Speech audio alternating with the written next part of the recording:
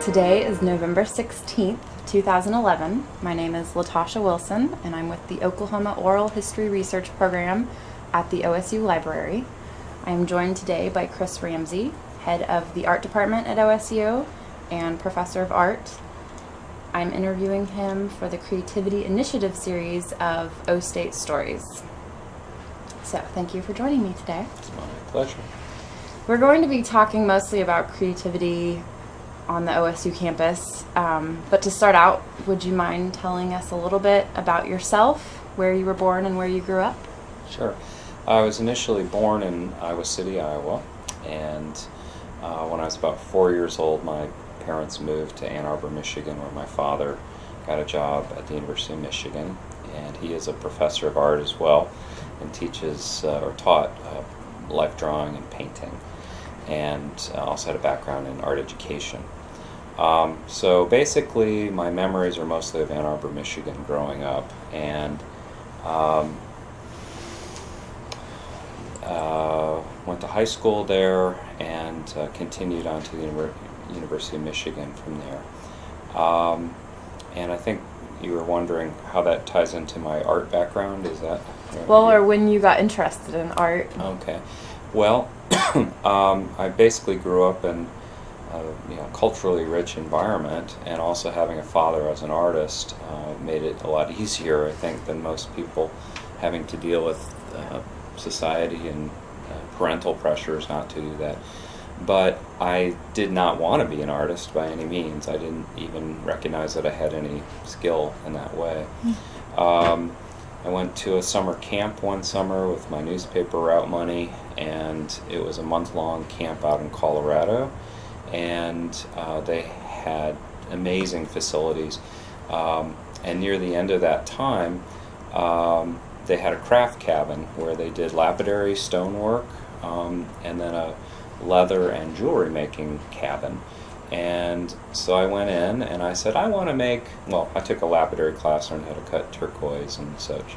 And then I went over to the jewelry cabin, and I said, I want to make a belt buckle that looks just like those two mountains right there, and have a moonlit sky and chip turquoise and ebony mountains. And this guy was like, well, if you can draw it, I'll help you. And so I sat down and he showed me, and I just started making it and wove the leather belt. And after that, I made some gifts for my family and such. And when I went back home, everyone was just shocked that I actually was excited about doing something, and it happened to be in art. And so I took high school art classes, and specifically jewelry making, and got a scholarship to go to the University of Michigan in jewelry and metals, and studied there for 4 years, and had an artist in residency after undergraduate school that I was headed to, but I got a contact from a faculty member at Texas Tech University, and he had just come from Bloomington, Indiana, where he was head there of the metals program. But anyway, he had heard about me just through the vine, I guess, and contacted me and said, how would you like to come to Texas Tech and Lubbock, Texas? And I had no idea. I'd never heard of Texas Tech, never heard of Lubbock, and so he was offering a free tuition, basically graduate teaching assistantship. Wow. And assistantship just to take care of the studio and such. And so I helped him start a program there. And I thought, well, I'll go for a year, and if it's not good, then I'll leave. It turned out to be fabulous, just what I needed to really get my own start. And one thing that was incredible too is that Lubbock was just so different from Ann Arbor, and geologically different. I mean, it's a place where you can really see the curvature of the earth, and there was excellent faculty there too. And I think what's happened is so many people have graduated with MFAs from starting in the 60s to present, that you can find really good people all over the country. So the school may not have the name for art, but you can find some excellent faculty in places like Oklahoma State too. So it's pretty interesting from that regard. How old were you when you went to that camp? I was 15. It's 1976. It's easy to remember that date. So anyway, I finished graduate school and was in metals and jewelry primarily. My work is much more sculptural than it is wearable. And my first job out of grad school was right here at OSU in 1986. I was 24 years old. And I was replacing somebody for a year in a sabbatical, and then I was back out in the job market and didn't find a job. So I moved to Austin, Texas, and became a preparator for a children's museum and Laguna Gloria Art Museum, assisted in preparatory installation of work for a museum, and also started jewelry classes at their museum school, and basically carved out a living there and kept sending out my teaching applications, and then got another one-year job at the University of Illinois. And actually, prior to that, I also taught a summer at the University of Michigan too, but really as a tenure, well, it wasn't tenure track, it was all just adjunct positions. So at University of Illinois for a year. Then I taught at Purdue for a year. And then the first tenure track job that came up was back here, of all places. Who knew? And I applied, and so I was back here in 1989, 90, and I've been here since, and have taken leaves to teach at San Diego State University and some other places, and had a couple sabbaticals that have been very rewarding, to travel to Europe and learn to do stone carving in Italy, and research in Ireland, and also went back to Ann Arbor and worked for a semester as well. So yeah, that's a quick story there. What did you think of Stillwater the first time you came? And then when you moved back, how did you feel about coming back to Stillwater? Well, at least I knew what I was getting into. Yeah. Well, Stillwater then and Stillwater now, it continues to develop and grow. I think for me, the saddest thing about the growth of Stillwater in many ways is that it grows to look like other places in America. I think the corner of Hall of Fame and Perkins, you've got Red Lobster, Perkins, and then some kind of weird Cheez-It thing that should be there about 6 months and gone, I imagine. But they built this whole new building. But you just look there, and there's a huge American flag out in front of Perkins, and you look down, there's Chili's and Starbucks and Popeye's, whatever chicken that thing, I don't even know what it is. But it's the growth that way is societal consumerism, and the kind of growth that Stillwater really needs is OSU is, well, Stillwater, really the strength of Stillwater is in its university.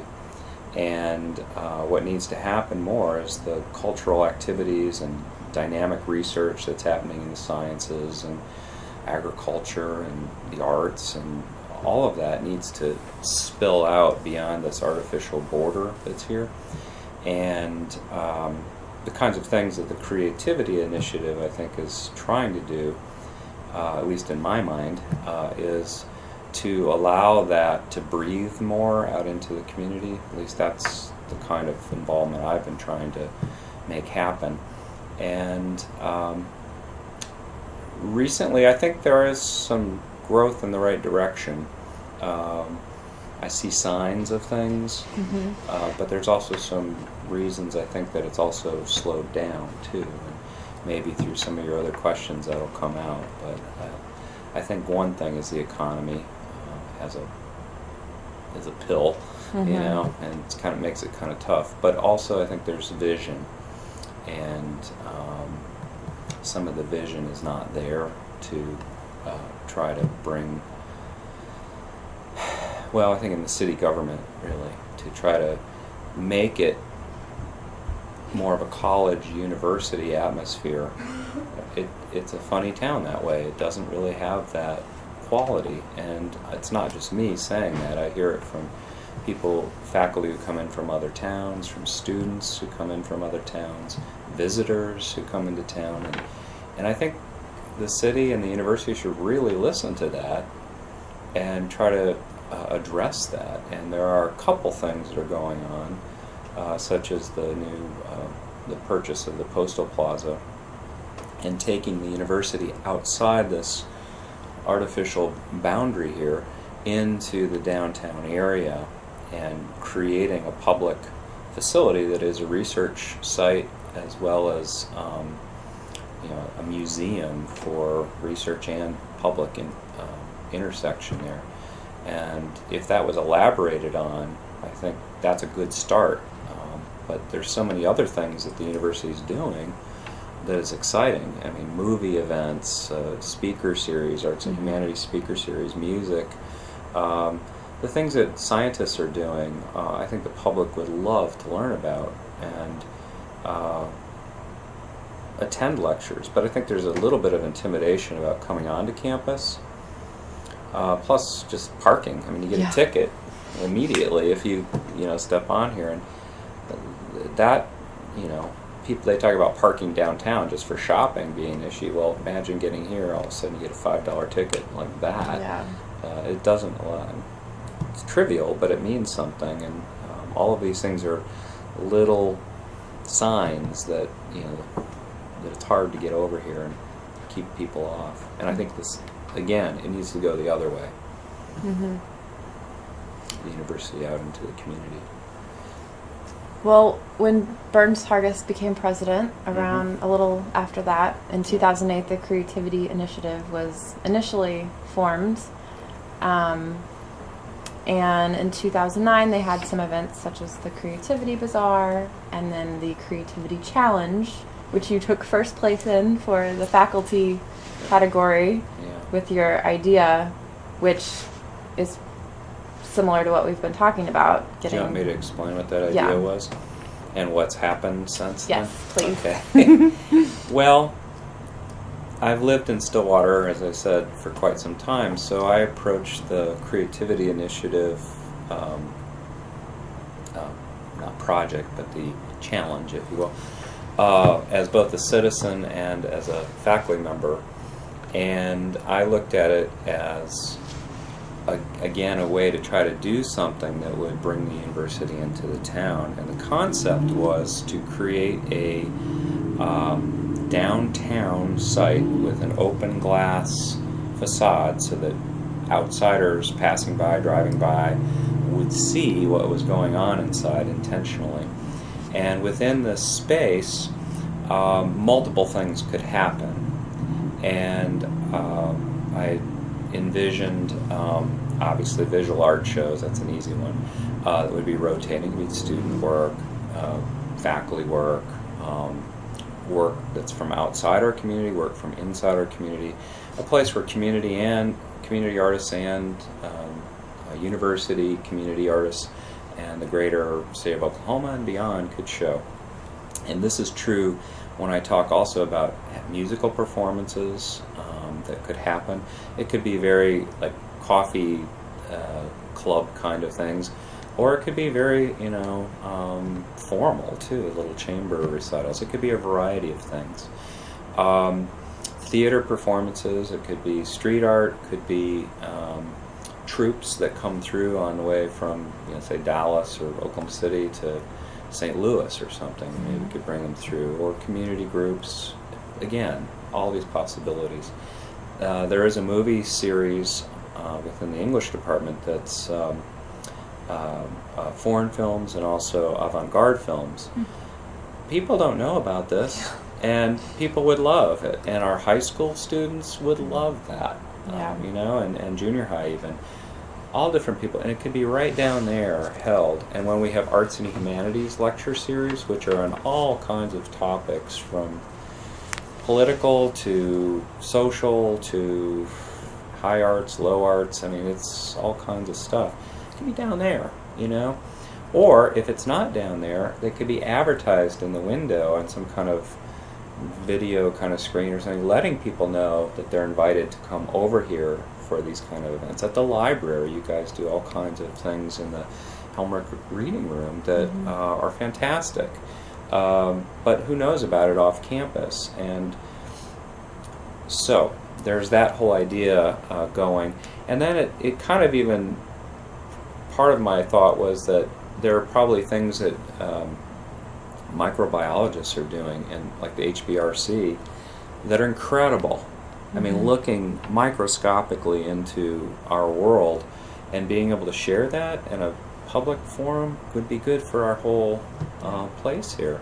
So we had a little something like this in Project Gallery, which was two of our art students who basically lived up above and then opened the downtown site to have shows of primarily their friends and such. And it was the beginning of something like that, and it basically showed everybody that something like this could exist, because it was basically a fishbowl. They were never open, but the idea, just that little bit, showed people this is a neat idea, you know. But it didn't have the kind of programming or energy that I'm talking about, and really bringing in the university and other kinds of things. In addition to that, I was also visualizing a place, and ideally in that building, but since then I've learned of some other places in town that would work equally as well in conjunction with that.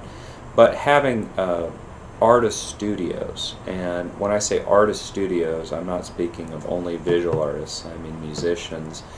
I should have mentioned too the spoken word, you know, like poetry, storytelling. That kind of art form is also very good. So it could be theater, music, you know, English, visual arts, and others. But anyway, these studios, maybe there would be, I have no idea what the number would be, but let's say 8 studios, where there'd be juried selection of artists that could be, I don't know what the parameters for that would be, but it could be local, it could be national, Oklahoma, it could be regional, it could be national. Anyway, these people would come and be provided studio space for maybe 2 years on some kind of rotational cycle, and they'd have to use that space, of course, for whatever their art forms were. And the idea is there'd be some, hopefully, collaboration and discussion there, and at least twice a year they would have an open studio, an event where they would share what they're doing and their thought process and their productivity and just what's going on.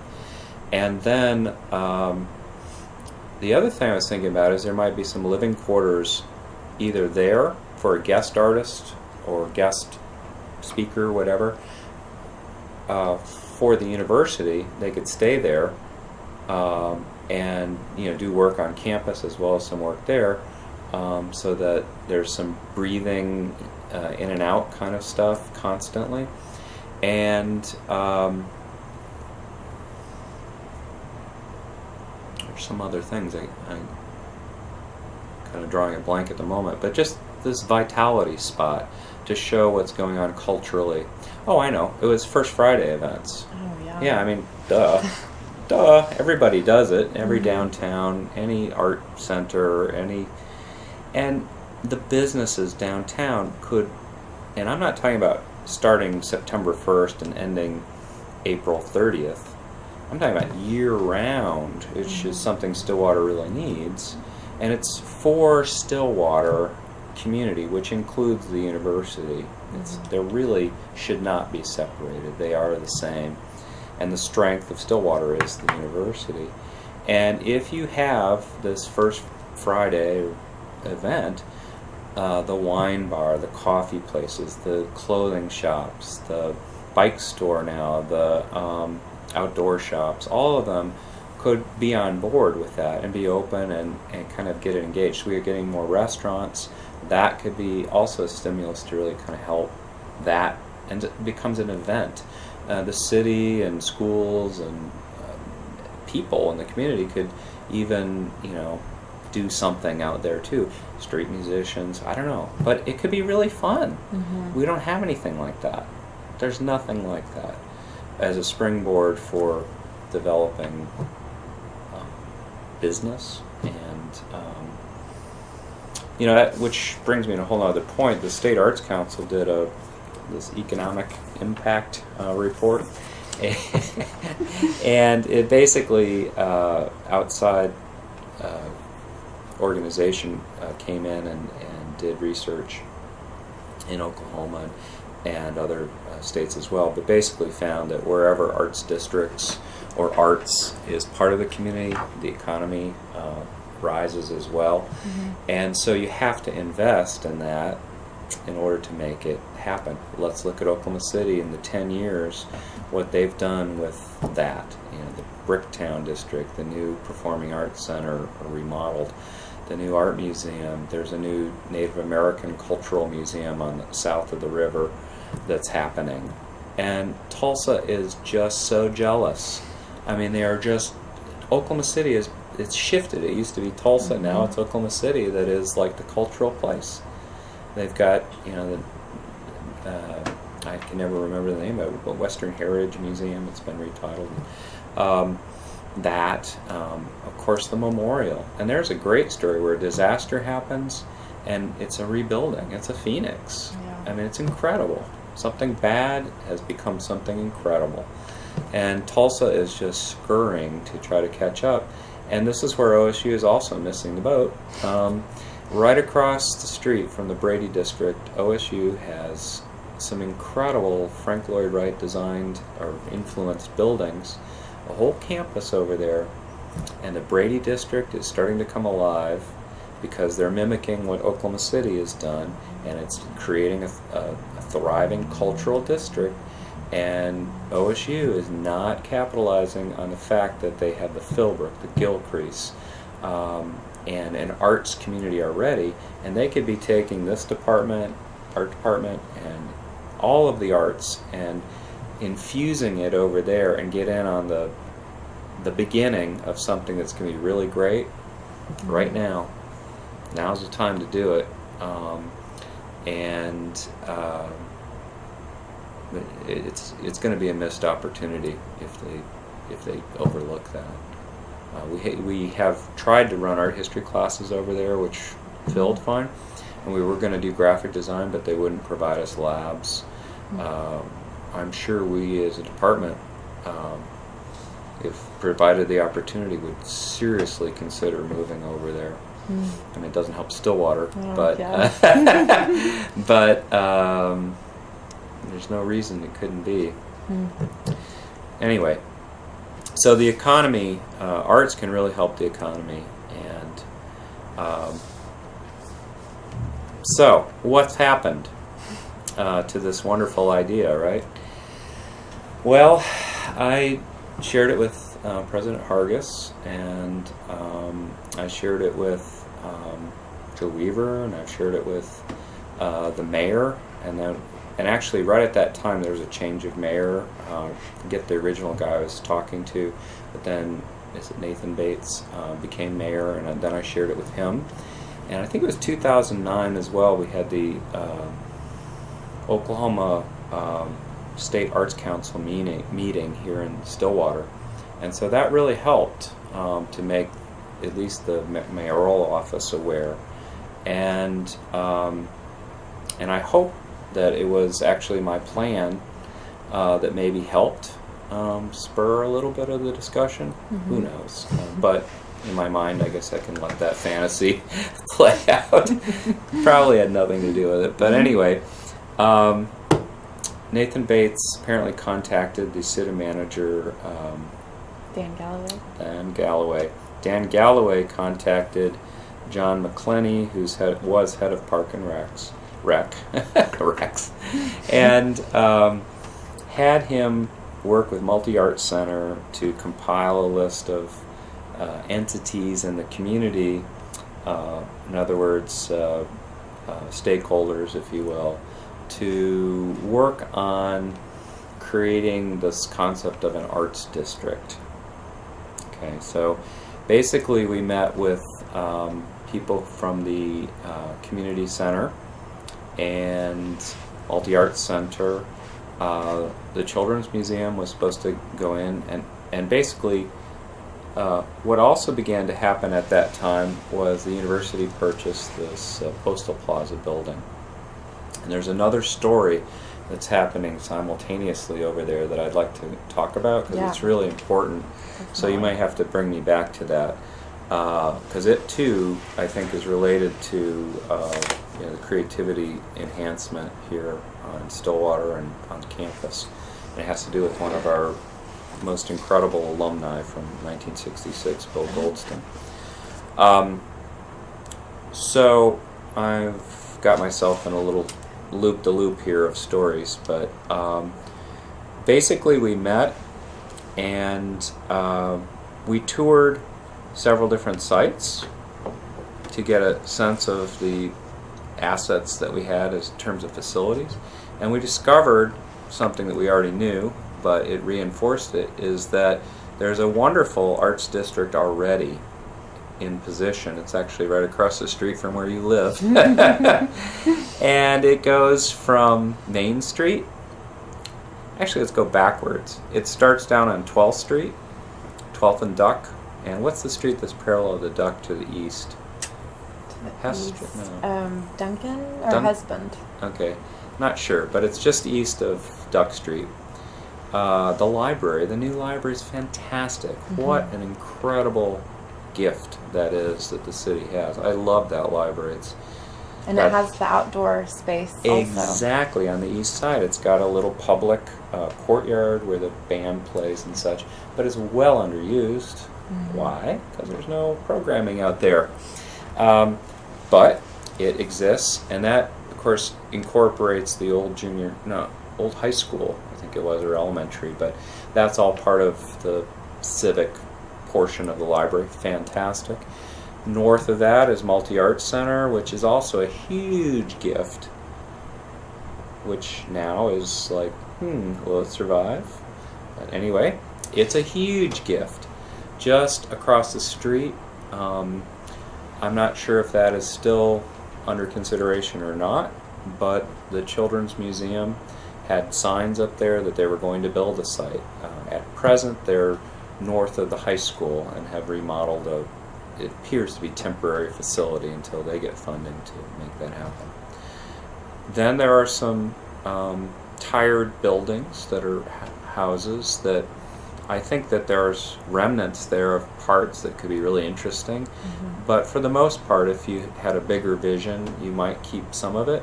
But most of it could become something greater, because once you get to 9th Street and across is the old junior high school, which is the community center with a huge theater, huge, fantastic gymnasium that is a dance hall to die for, and remodeled classrooms on the first level for dance classes take place there, and I've taken Tai Chi, and I know other community groups rent it and use it, and they have a kitchen, which is really cool. But the whole upstairs has 17 classrooms that we visited that are untouched, and they are large. I don't know, I couldn't give you the exact size, but they're twice the size of my office here, and they're a large. 17 unused. What those studios I was talking about that could be downtown in that open building, you could still have that glass front building, but you could have studios up there, amazing studios that could... See, the thing about that is, if it was done right, MultiArts Center is failing. What could happen is, if there was a national program to bring in practicing artists, and again, musicians, writers, whatever, but I'm going to speak to the fine arts because that's what I know. Let's say you had, and relating it to MultiArts Center, if you brought in a glass-blowing artist, because they have glass blowing at MultiArts Center, if you brought in a ceramicist who's a potter or production kind of person, or even a sculptor, potter, a jeweler, and maybe a photographer or a drawer, or, you know, okay? And those people are here for 2 to 3 years and stagger them.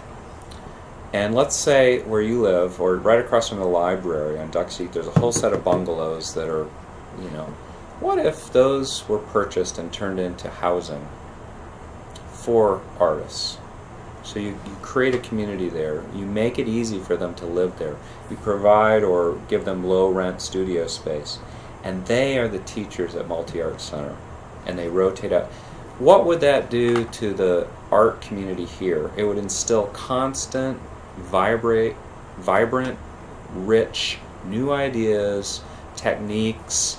You get to choose, who's coming in for 2 to 3 years or whatever. So, it could be amazing. And those people, I guarantee you, are probably either recent MFA grads, or they've been doing the art fair circuit, or have been doing gallery work, and they're looking probably for a place to live and make their work that's affordable. And Stillwater is that.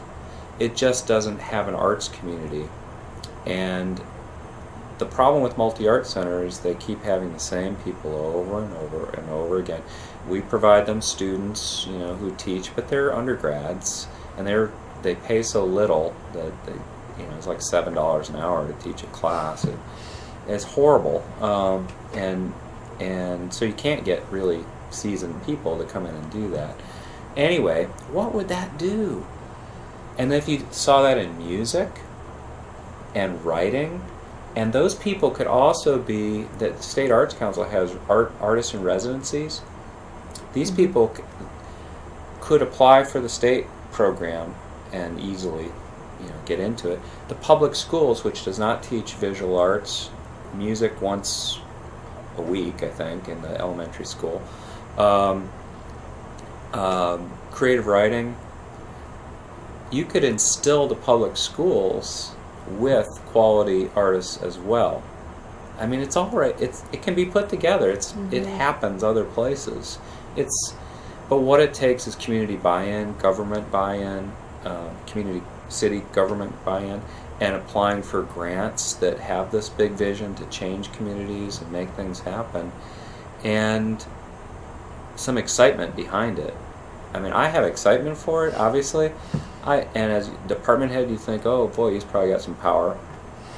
No power, nothing. And it's not like I want power. I just want to try to help make these things happen. But there's so many. It doesn't happen at my level. It has to happen with the city and the university deciding they're going to work together to make a really cool and exciting and stimulating cultural environment for the people who live and work and attend this university. Have you felt that any people in these positions have shown interest at all? Well, Burns, going back to Burns, since he's gotten here, wow, big changes in attitude. And he and Ann both, I think, are just incredible supporters of trying to make these kind of changes occur. I don't see it in the city.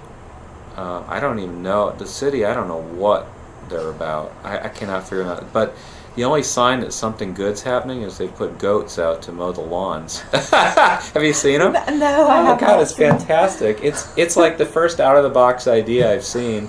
That's, of course, going back to really grassroots. But basically, they're they're employing goats in places where it's difficult to get mowers in. So on 9th Street and down near Willis, where the city drainage is out to Stillwater Creek, comes from really the university where the dam is, and it goes through those neighborhoods, and it crosses 9th Street, I think, at Willis. Just to the south, there's a little park, and it drops down in the ravine where the aquifer waterway is, and they've put fence up, and they have goats grazing there to get the grass down, and then they move them to other places. Brilliant idea. Love it. People come out to see the goats. They love it. I think it's brilliant, and it's not that hard. And I think it makes people look at our city a little differently too. Doing something that's playful and creative and problem solving. Anyway, back to Burns. This whole concept of a performing arts center, it's going to happen. It's going to happen. And that's because of Burns. It's very cool. I think I should probably shift over, since I don't need to take all your tape up, but to Bill Goldston. Okay. About the time the Creativity Initiative, 2009, January, I don't know how it happened exactly, but Bill Goldston has been giving us artwork at Oklahoma State University in the art department since the early 80s, and he was a graduate here of 66, and he came from a very small town down around Pauls Valley, and he went to school here. He met J.J. McVicker, and J.J. taught him printmaking, and he graduated and went up to the University of Wisconsin, I think, or Minnesota, I forget which one. I think it was Minnesota, actually. And he was drafted, went to Vietnam, became a printmaker there. And anyway, he came back, and his professor there said, hey, there is a incredible opportunity out in Long Island with Tatiana Grossman, and she's looking for an intern to help. And so he went out there and went back and forth between Minnesota and Long Island, finishing his graduate degree and working with all of these artists. So anyway, as Tatiana aged, he became the proprietor and operator of that business, and it became Universal Limited Arts Edition. And he has worked with the top artists of contemporary printmaking and drawing and painting and sculpture, for that matter. But Robert Rauschenberg, really became one of his best friends, and he's worked with Robert Motherwell, Helen Frankenthaler, Jim Dine, Jasper Johns, and Elizabeth Murray, Terry Winters. It just goes on and on and on. And he began gifting us works by Larry Rivers and these other artists who I just named. And that was going into our Gardner Art Gallery permanent art collection, and it was the foundation of that. Well, Bill, I think it probably happened after Robert Rauschenberg died. He was in charge of his estate. And Bill has been positioning Rauschenberg works down at the Fred Jones Museum in OU. He set up a show at the Philbrook, all around the world, in Italy, Rauschenberg retrospective. And so he's always had OSU in his mind. As a matter of fact, since 1980, I want to say 4, he, every single year, he's provided 3 internships. Going back to this idea, he's from Oklahoma. Tatiana provided him the opportunity to see New York, to learn what's going on, to see the bigger world in the arts that's out there. With that kind of philosophy, he's paid for 3 students, one in the fall, one in the spring, and one in the summer, to get out to New York, intern in his shop, go into the city. He pays for their Long Island Rail pass, pays for their museum fees. All he wants out of them is to be awakened. That's all he's asking, is to go in there and wake up, see what you can do, what the world can be, and then come back, finish a semester, and make the most of yourself with this. That's all he's asking. Incredible. Yeah. Incredible gift. Blows me away every time I think about it. Anyway, he came to OSU and began speaking to Burns Hargis.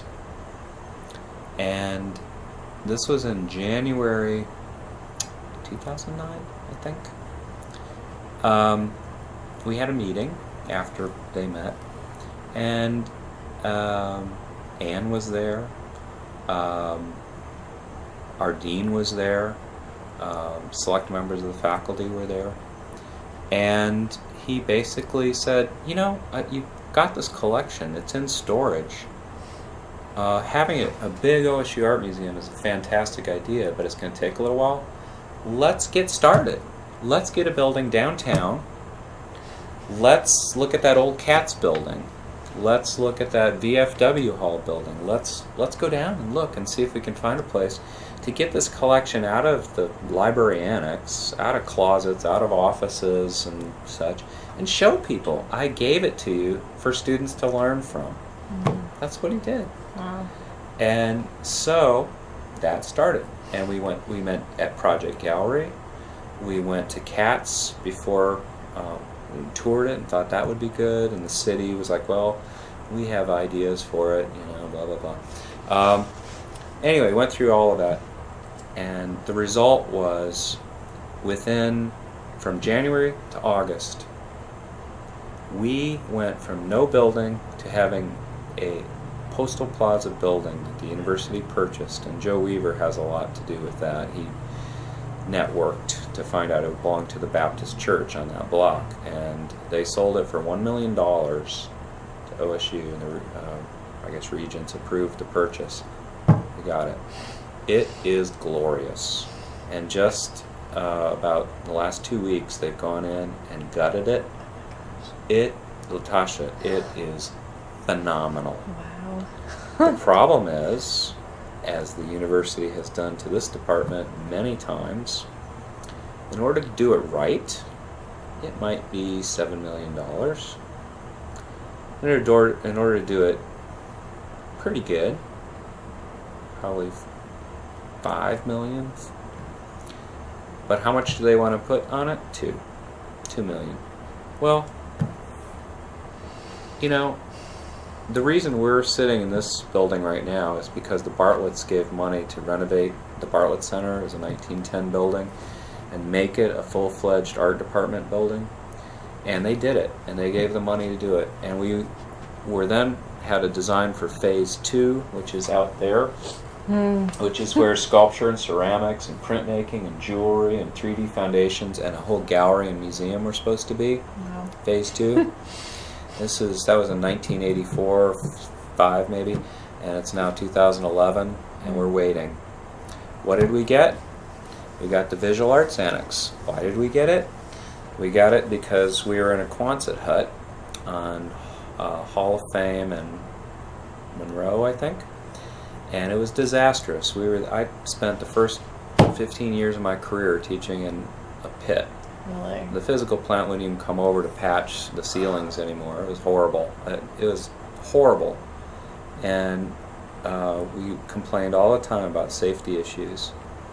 So when they came to us saying, we'd like you to have a new site, and they'd say safety issues were the reason. It wasn't that. It's because they wanted to put the multimodal transportation building right there, and they wanted that spot. So they put us way out on the northwest side of campus, and we got our stated need after doing assessment was about $2.5 million to do it right, so that students would not be fighting for space, that we might be able to have space to have graduate students, which we don't have space right now, that sculpture could actually make sculpture versus sculpture. All of these things. Ventilation and printmaking, kind of obvious. They work with acids and solvents. Yeah. It's a major necessity. They cut way back. They didn't even finish walls all the way up in that space. So what did we get is $1 million. And I forget the gentleman's name who came, who was head of from the president's office, basically top accountant, said $1 million, period. So what are you going to do? Okay, well, scoot ahead to 2011. I've been writing safety reports with problems where ventilation's coming out one side and getting from printmaking solvents and getting sucked into ceramics where the gas furnaces are, and headaches and different things that people are reporting. How much is the ventilation? $250,000 now. $250,000, and there are many other issues, and it could have been addressed up front. And this is what I see happening with the Postal Plaza is you get this much and you can get it done, right? Well, you can do something, But to achieve these larger goals of integrating the university into the community, you're talking about cutting out a little gift shop maybe, which is going to draw people in. Mm-hmm. A small coffee shop or something, you know, to socialize in that area. Because, and it's not like the university has to run that. I say also it should be like Aspen or Daily Grind, a local business in there doing it. A lecture hall, and I'm not talking massive, I'm just talking space to put chairs and a projector screen so that it could be used to show films, this film series, you know, or for other organizations and groups in the city to come and make use of that building. You cut these things out, what are you going to have? You're going to have a temple to art, and who the hell wants to go there? I mean, I like art, but I don't like going to these dead spaces, which you go there once and that's it. You've seen it, and it's like, well, so what? Mm-hmm. And that is a denial of creativity. I mean, having artwork on a wall with no kind of programming or interaction is not solving a problem. I think it creates a problem, actually, of lack of creativity and lack of sharing the knowledge. Mm-hmm. It's got to be more than that. It's got to be. And so there are ideas out there that are incredible of engaging. And going back to that First Friday thing, that museum could be something that has these events. And it could be local dance. You could bring in high school students. Oh, and that was another thing that I was thinking about with that downtown site, is you have high school interns, Mm-hmm. you know, assisting artists Mm-hmm. in projects or keeping the place open. I mean, even the idea of working with the School of Entrepreneurship with art students or whatever kind of students to produce a product that could be sold in these places. I mean, there's possibilities out there. But it takes more than me just talking. I can talk. I've been talking.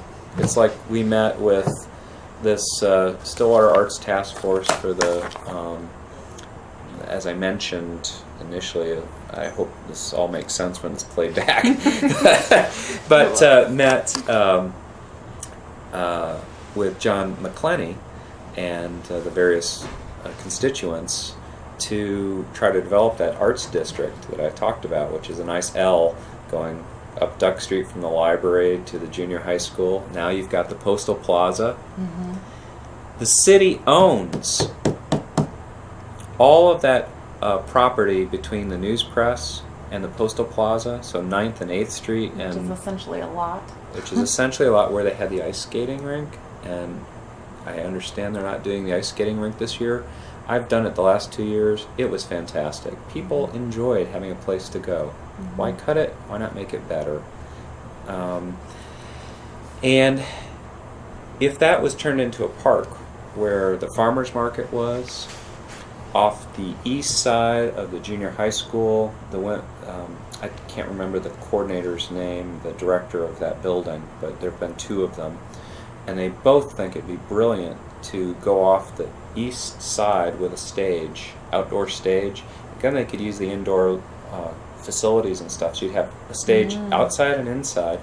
And if that's a park right there, then you've got a great place to have outdoor concerts. Mm-hmm. And the farmers market. If the Postal Plaza Museum's there, you could have a sculpture garden leading to it. And the problem I keep running into is all of a sudden I hear about a water park that is supposed to go in there. Well, how come those people aren't talking to this group? I mean, it's a mess. Mm-hmm. And no one's herding these ideas together. They're, in terms of city planning, I've even tried to talk to the Convention Visitors Bureau, Chamber of Commerce, and I just get bounced around, and it's just weird. And of course, I think if the university went in and said at the presidential level, let's talk about this. How can we make this whole community better? But could you imagine even having that water park there? And if they put a water park in, shouldn't it relate to the sculpture that's there and to the farmers market potential booths and this theater? Yeah. And then the next step is downtown. it's half a block away. So you have a corridor tying right into businesses and the arts. So you've got an arts district. What did we come up with is a suggestion that was given to John Galloway. Is it John? Dan Galloway, sorry. I'm not very good with names. But anyway, this was forwarded, heck if I know. No word. No word, no nothing. April 27th, 2011. It's now November 16th, 2011. Maybe those art people just go away. If that's the kind of attitude, that's ridiculous. I don't think I've said anything that there may be ideas that are questionable, but there are degrees of them that I think could be really successful here. And I guess if Stillwater just wants to be another Perkins and Hall of Fame landscape with Red Lobster, Perkins Restaurant, the big American flag, and Chili's and Starbucks, well, you're on that path. But if you want to be something special and unique, you have to work at it and put dollars and attention towards it, and I don't see it. What I do see that's a promise when I go downtown is Aspen Coffee Company, Stillwater Summit, District Bicycle, Flourishes. Louis has horrible food, but thank God we have Louis. Mm-hmm. And they're packed. People and they are packed. Congregate there. Exactly. And all of a sudden there's this new place, Brooklands, too, which is another positive thing. So there's a desire. So you go down there and you drink and you eat, and the shops close mostly at 5. So what do you do for cultural enrichment? You got to have some arts. Keep drinking and eating, I guess. Drinking and eating, watching TV, Yeah. watch sport games. I love sports too, that's not a problem. But it needs to be bigger than that. We are a university. And why not take our strengths, which are vast, and incorporate them into our community, our whole community. So. I know that you are a graduate of Leadership Arts, Oklahoma. Did you enjoy the experience of Leadership Arts and learn a lot that has helped? And also, did you discover exciting things going on in other communities throughout the state? Well, Leadership Arts is a brilliant idea, and it's everything that I've been talking about is reinforced by what Leadership Arts is trying to do in cities across Oklahoma. Which also reinforces the idea that it's a really good idea that we should be doing this. And I think the Leadership Arts group, it's important to realize that its constituency is people from theater and music and visual arts, but also mayors, city government people, Convention and Visitor Bureau people, Main Street America for Oklahoma people, which is smart because, again, it's that whole thing of a community. It's not just, the problem I keep feeling is it's like these art, that committee we were on was a bunch of artists trying to invite others to come, but they didn't come. You can't have one entity trying to I suppose you can if you have a ton of money and you're willing to, pay for all those changes. But to make a really good buy-in, I guess we could look at the stadium out there as an example, where one person has a lot of money and can really make a difference. But in terms of a whole community, you want everyone to have a buy-in and feel that it's their community. And when I was talking before about the university and the city working together, what's so important about that is the changes that could occur would look like Stillwater. it'd be progressive Stillwater, not just trying to duplicate. What's that city that they keep Paducah, Kentucky or something? We can't be Paducah, Kentucky. I don't want to be Paducah, Kentucky. I want to be Stillwater, Oklahoma. That's unique and special about Stillwater, Oklahoma, and bring in some of the positive things that others in the city think would be, define it as something unique. People want to go to a unique place. That's why I enjoy traveling, because I want something new and enrich my life in some way. So we don't really want duplication, I don't think.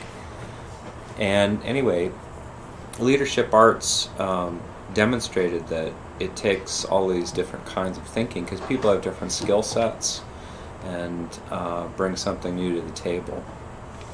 And of course they're from all over Oklahoma, which doesn't help necessarily Stillwater, but that's what Stillwater needs to do, is bring that together. However, the cool thing about having all these people all over the place is I met friends who do, like the city planner for Tulsa. He's a fabulous guy. I never would have met him any other way. And who knew that we enjoyed similar kinds of things and were on the same team, so to speak. I met people over in Enid, and Enid, I think, is really doing its best. In the group I was in, the leadership arts group, they had the most number of people from the city. I think there was maybe one artist, actually, and they had 6 people from Enid in governmental, like I said, Main Street and Convention Visitors Bureau, and some governmental folks too. Wow. I mean, they're making a commitment. I get emails from them about events that they're doing, and they're making an effort, a real strong effort. I haven't been up there. It just hasn't been on my agenda to get over there yet, but I'm very interested to see what they've done.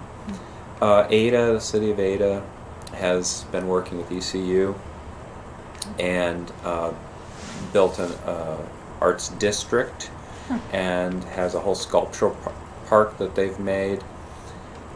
And they are like held up as like the poster child of success, of moving forward.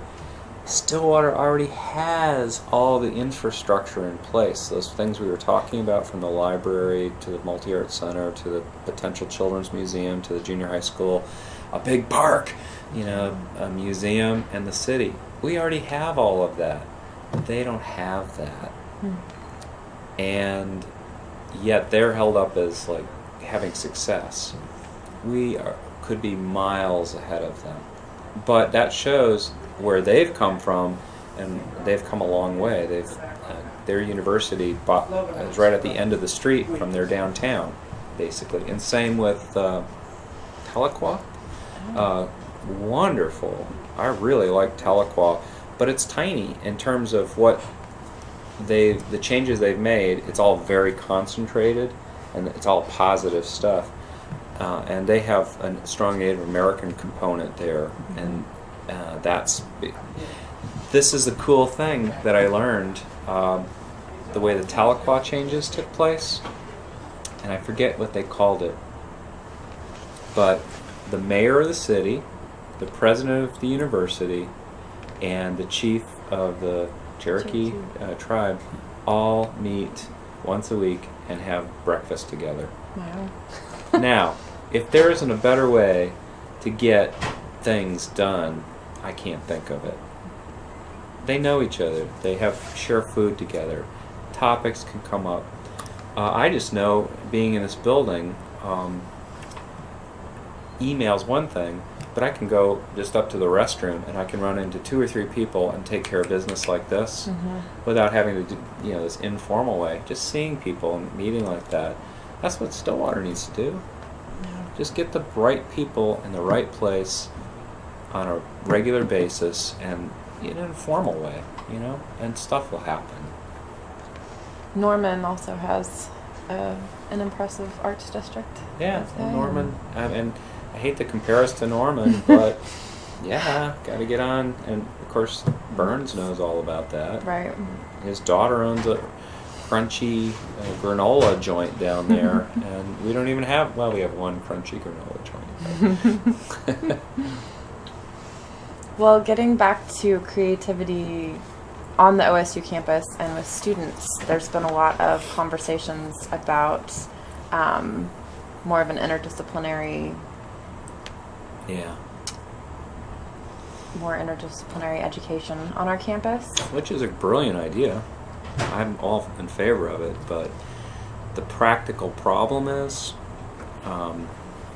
we're all BFA or all undergraduate studies, and the degree programs are such that they have so many hours to take in certain things, and then there's open hours. But the faculty teach 3-3 loads. They're full. There's no wiggle room, and we need. They don't get a release for research like they do in other areas. Mm-hmm. Art history does, but studio and graphic design does not. And I know my faculty would love to do that. Who wouldn't love teaching a drawing class with zoology? We have drawing professors that take their drawing 1 or 2 class over to the zoology area and draw from the collection. But if it was a true interdisciplinary class, you'd understand a lot about mammals and reptiles and bone structure, whatever, habitats, whatever, as well as drawing them, and it'd be incredible course. Just something simple like that. Or even with museum studies and working with chemistry. Actually, if you're going to be a conservator, you have to get both of these degrees. There's no way, unless somebody does a major and a minor, to do it. The only way it can happen is in the summertime. And we have something called the Dole Reed Center for the Arts, which is a College of Arts and Science program. And they're just kind of getting off the ground. But I think that's kind of an idea that's happening out there, where science and art and other kinds of activities can take place. But again, that's off campus, mm-hmm. and it's summertime. It's not really as part of a curriculum of a degree plan. You'd really have to break the whole system down and build it up again to make it happen for undergraduates in a successful way based on our degree programs. We've looked and tried different things. We've co-taught classes, co-taught, and you can kind of make it work, but it's really hard with the current system to make that as potent as it could be.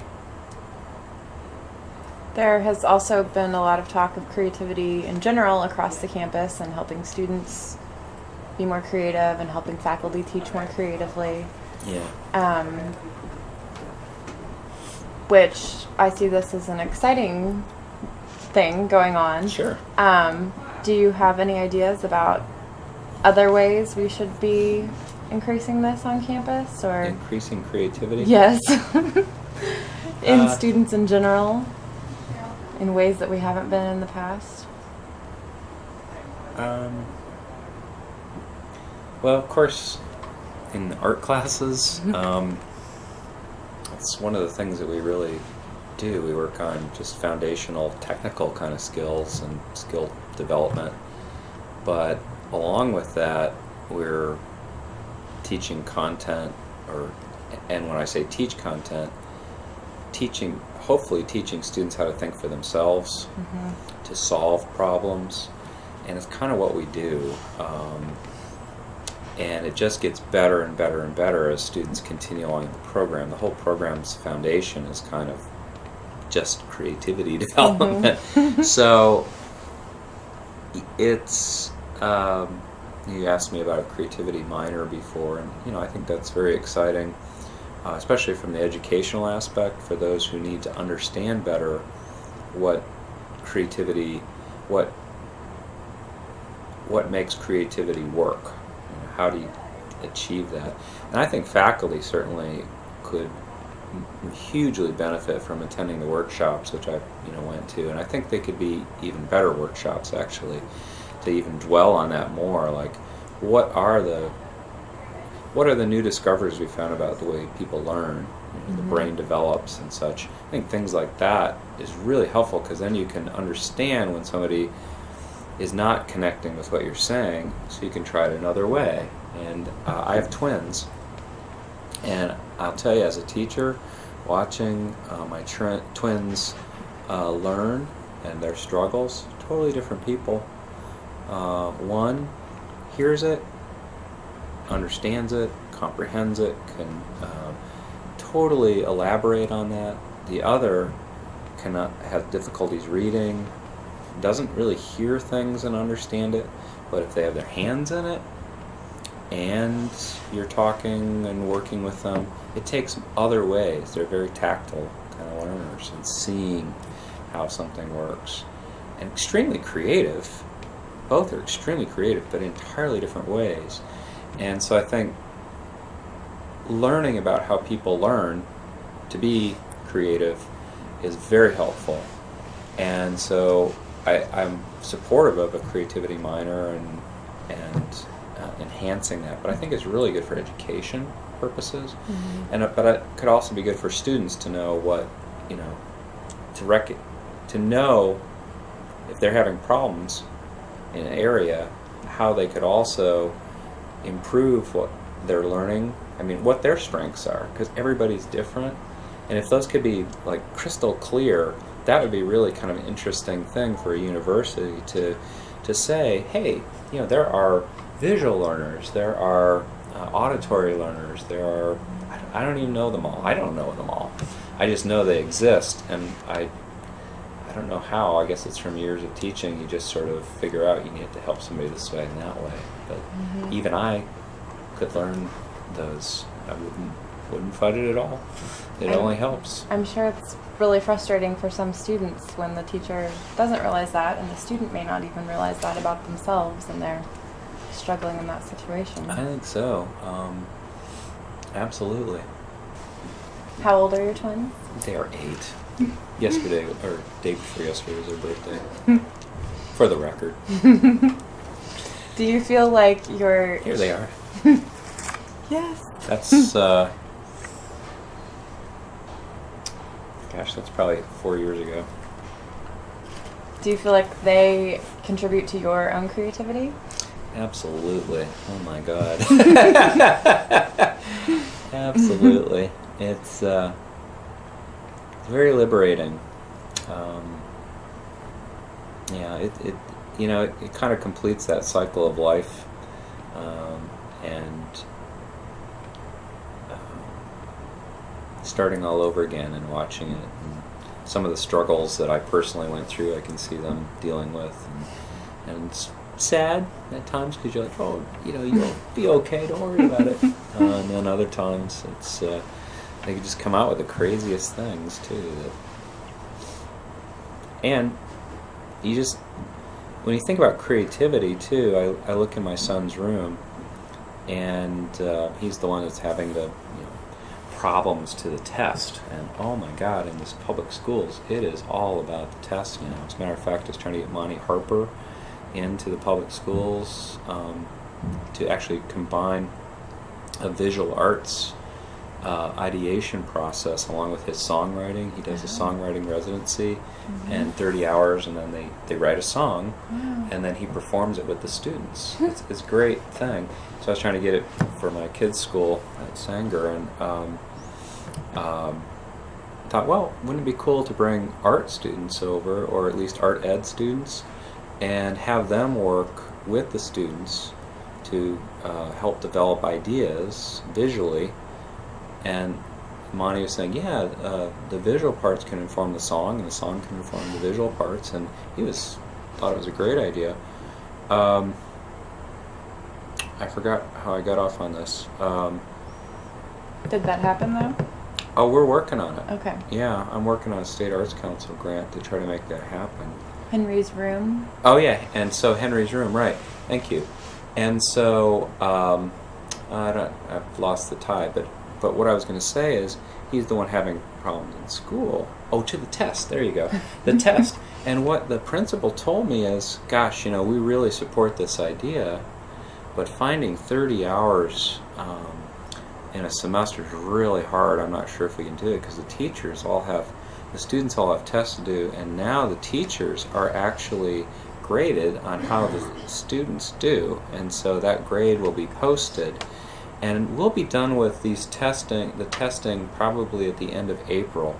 So if, in May, there's like 3 weeks left, that is the problem, right? We're teaching to the test. Yeah. And the standards, of course, have gone up, which is okay, except my son is struggling, and yet he's a brilliant young person, very creative. How do I know he's creative? Back to the room. You look around his room, and it's chaos, but all of a sudden you look and you realize he's taken this doll, if you will, and he's tied little bits and pieces like gum wrappers together to make a chain for an alligator. So this doll is like walking an alligator, and it's just sort of in there. And then you look over amongst all this stuff. It's just, in my first impression, it's debris. And all of a sudden you see he's got his cars. They're perfectly organized. And it's not just straight. He's got them in an arc, and it's going from tall to small, and there's order in the chaos. And a test is not going to show that. Mm-hmm. It's not going to show that kind of deliberate effort in something that you can't test. I mean, it's irrelevant. And maybe that's how the arts are, too. I mean, you can test, they know yellow and blue makes green, and, what the tertiary colors are, or, what light refraction is, and, how to do perspective.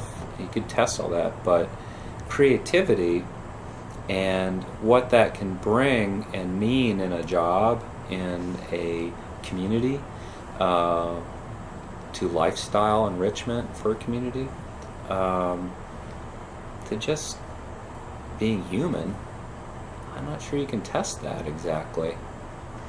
You can know when you're in the presence of it, but it's not going to show up on a little bubble A, B, C, or D, or E, is it? I don't think so. No. And they're reducing the amount of that. And I heard at that presentation we went to last week, what was the name of it? Creative teaching. Creative teaching. I don't know which individual it was that said it, but they were talking about how art, visual art in this case, was being taught, and students might have paintings. I'm thinking of a specific example, which I'll tell you about in a second. And they've had an art experience, but it wasn't really creative. Okay. Interesting. Well, I was at my kid's school, and a 4th grade teacher had done an art project on her own with the students because there was no art class, and she wanted them to experience painting and creativity. You would think she was thinking that. Well, I loved the pieces, what she did, but the creativity element of it, I would say, was very low. And what it was, each student had a specific size sheet of paper, a red painted background, and a fish pointing a certain direction. And each one, of course, was different, creativity, in terms of interpretation of what the guidelines were, but they were all pointing the same way, the same colors, the same everything about it, which when you put it all together, looked cool as could be, because you had this repetition and all this stuff going on. But I question, and I think this is what that person was saying, how much creativity, to what degree was the creativity there? And I don't know what the initial assignment was and so forth, but in the end, when you look at it, you just see a teacher doing the best they can to produce a product that's going to look good, have success, and give the students an opportunity to work with paint and color. And I probably had a theme, maybe related to science or something, a fish, who knows. But is that really pushing creativity? Probably not. I still like it. Everyone had a good time. It was a good thing. I don't want to belittle it, but when you talk about creativity, I think it's minimal. So, in different disciplines across campus, do you think people can sometimes think that they're giving a project that is creative and they just don't realize it themselves? That it's not? Or it's possible. I'm not familiar with what other people are doing to say that, but if that scenario I just described seems feasible or possible, and if one would agree with my interpretation of that, then it might be able to be applied in different ways. And I don't have an on-campus example to give because I'm not in those classes.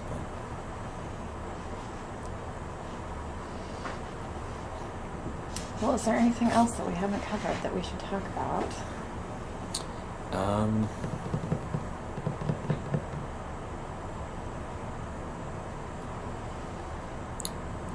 Well,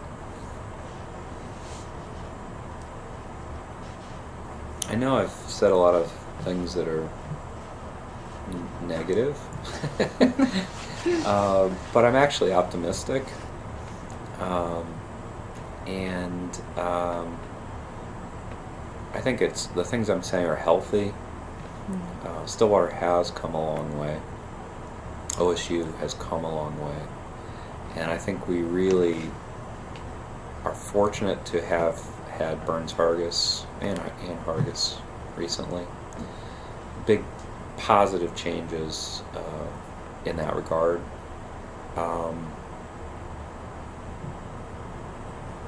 For the arts and just in general across campus, I think it's a different atmosphere. I don't want to really make any comments about Dr. Sternberg because he just got here, and it seems like his heart's in the right place. But I don't have anything to say in regards to that. And there's hope. There's really hope. There's possibility. It's just making it a reality. It's really, it's hard work. And a lot of people have to be involved. And communicating openly. Communicating openly about what's going on and what isn't going to go on.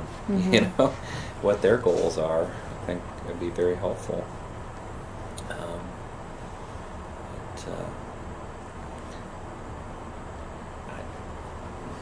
I am positive. Yeah. And still energetic. And still energetic, yeah, exactly. Oh, I forgot about this. This is an awesome part of Stillwater, too, that also is totally understated. And KOSU Radio. KOSU Radio, going all across the state. And I think they also could take bigger advantage of what's going on at OSU in every area.